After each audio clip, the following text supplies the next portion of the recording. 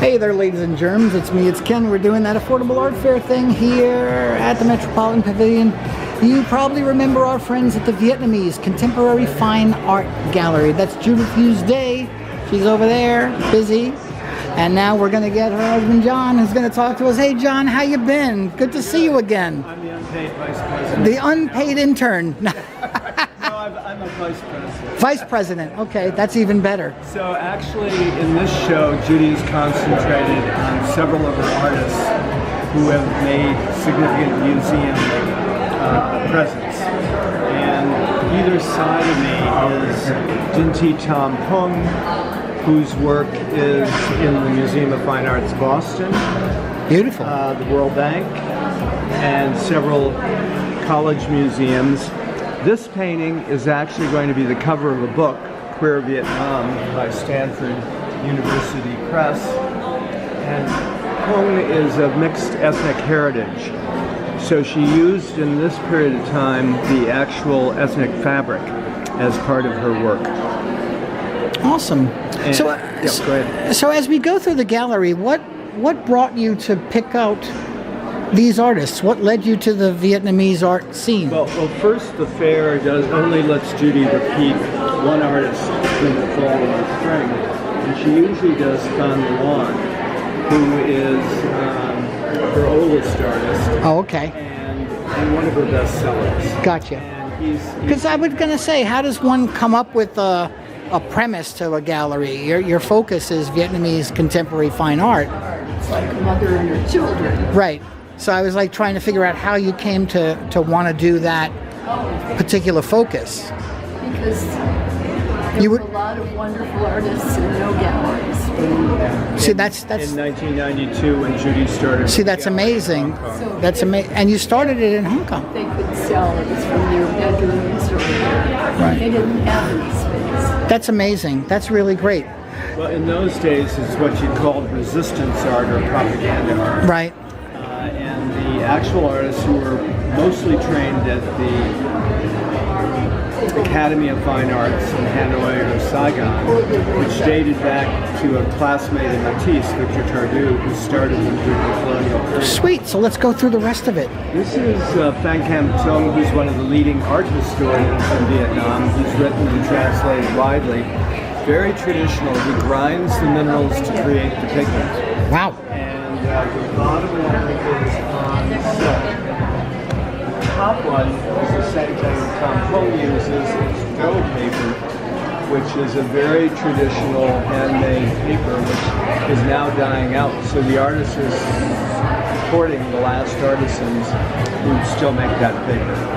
Awesome. Awesome. These are also very lovely. This is Win Ton Bin, who's based in Ho Chi Minh City, and he loves the elegance of the female form. So he rarely paints the faces. He wants you to focus on the form, and as you can tell, it's just a minimalist brushwork.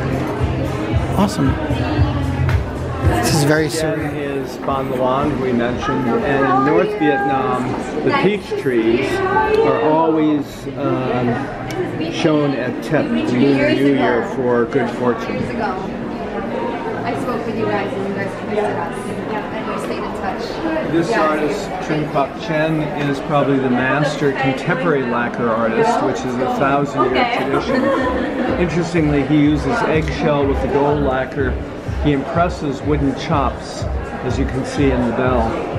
And those works take sometimes months to create, because it's layer after layer after layer, sanded, washed, dried. So he's used a similar technique which is unique for him, for any artist we know, of layering the paper, but also very Buddhist in his orientation. It's really nice. It's really nice. And then Phan Dinh Chung, younger artist, he and his wife have a private art school in Hanoi. He's taught perspective at the Academy of Fine Arts. And what I love about these urban landscapes is like having an abstract painting surrounded by a super realist framework. This is another Luan of the flower market, so you can see the peach trees as they're actually being sold at Tet. It's pretty cold in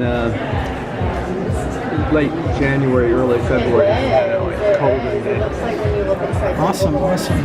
This is another artist Is that real gold? created these lacquered plates, and it's a commentary largely on capitalism and communism. Neither system doesn't care for.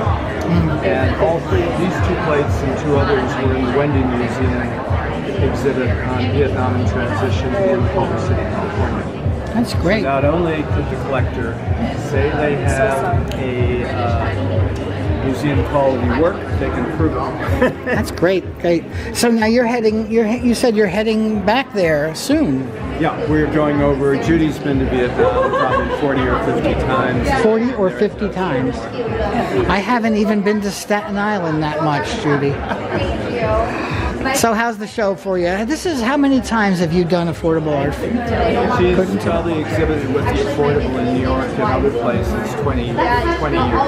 Nice. I like it because even though there's a limit of 12,000, lots of people, they bring in a lot of collectors who are looking to acquire things. Right. And that works. Some of the early painters she's shown now commanding major auction prices couldn't fit in this fair. The largest collectors in Singapore, and she has collectors all across the world. Awesome. Thank you so much for your time. I appreciate you both. It's so nice to see you again. We only really just met 2 seasons ago. So I'm happy that we finally met after all that time. All right, my friends, I'm going to end it. Let John and Judy get back to the business of putting this beautiful art in your homes. And we're going to have a link to her page and all the other things. And if you have that money, give her a call. All right, you know how it ends. It ends like it begins. It's me, it's Ken. We're doing the Affordable Art Fair thing. Piercing Ken channel. Yes, that's me. Subscribe to the channel, like, leave a comment on the video, yada, yada, yada. All the things I usually say. Okay, see you next time. Bye.